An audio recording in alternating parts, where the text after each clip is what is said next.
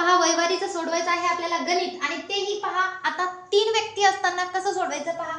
आता जो गुणोत्तर दिले त्या गुणोत्तराला पहा आता कोणाकोणाचं दिले वडील आई आणि मुलाच्या वयाचे गुणोत्तर दिले।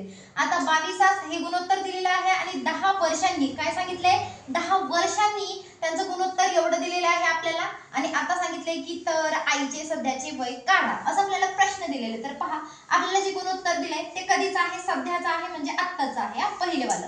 तर कोणाकोणाचं आहे वडील आई आणि मुलगा ठीक आहे या तिघांचं आहे म्हणजे काय 22 20 आणि 9 आहे हे त्यांचं गुणोत्तर। आता हे कधीच आहे सध्याचं आहे आणि पुढे 10 वर्षानंतरचं किती दिलंय 27 25 आणि 14 दिलेले आहे। सगळ्यांचा फरक पहा इथे 5 चा फरक इथे 5 चा फरक आणि इथे 5 चा फरक हे कधीच आहे 10 वर्षानंतरचा आहे म्हणजे इथे आपण लिहिले हे 10। आता पहा फरक किती झाला 5 चा म्हणजे 5 रेशो बरोबर किती आले 10 आले म्हणजे 5 1 5 5 2 10 एक रेशो बरोबर किती आले 2 आले।